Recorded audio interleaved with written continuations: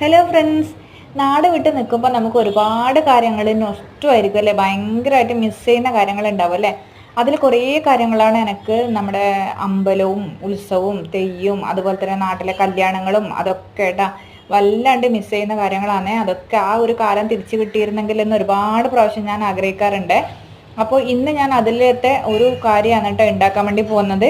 നമ്മുടെ പിറന്നാളിനൊക്കെ അമ്പലത്തിൽ നിന്ന് പായസം കഴിക്കാറില്ലേ, ശർക്കര പായസം. ആ ഉണങ്ങലരിയിൽ നെയ്യും തേങ്ങ ഒക്കെ ഇട്ടിട്ടുള്ള ആ ഒരു ടേസ്റ്റ്, അത് എൻ്റെ വായിൽ ഇപ്പോഴും ഉണ്ട്. ഞാൻ ഒരുപാട് നാളായി ആ ഒരു പായസം കഴിക്കണം എന്ന് ഇങ്ങനെ ആഗ്രഹിക്കാൻ തുടങ്ങിയിട്ട് കേട്ടോ. അപ്പോൾ ഞാൻ ഏതായാലും ചെറിയ രീതിയിലൊന്നും അത് ഉണ്ടാക്കാൻ ട്രൈ ചെയ്താലോ എന്ന് നോക്കിയായിരുന്നു ഇന്ന് രാവിലെ.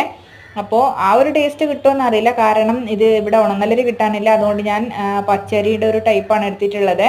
അതിലേക്ക് ഒരു കലക്കിലോളം വെല്ലത്തിൻ്റെ പൊടി ഇടുന്നുണ്ട്. വെല്ലം പൊടിച്ച പൊടി, വെള്ളപ്പൊടി ഇവിടുന്ന് വാങ്ങിയതാണ്.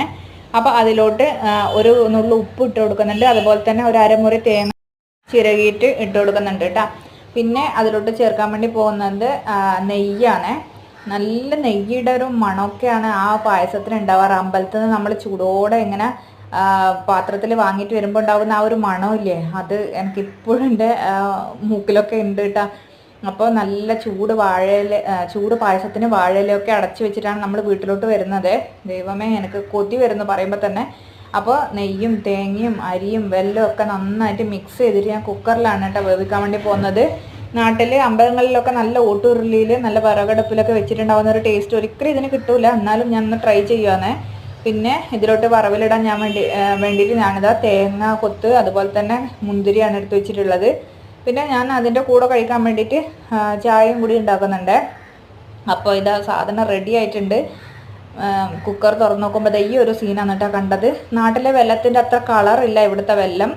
അപ്പോൾ അതുകൊണ്ട് കളറിൻ്റെ വല്ലാത്തൊരു കുറവുണ്ട് കേട്ടോ. പക്ഷേ ടേസ്റ്റിലും മണത്തിലൊന്നും ഒരു വ്യത്യാസമില്ല.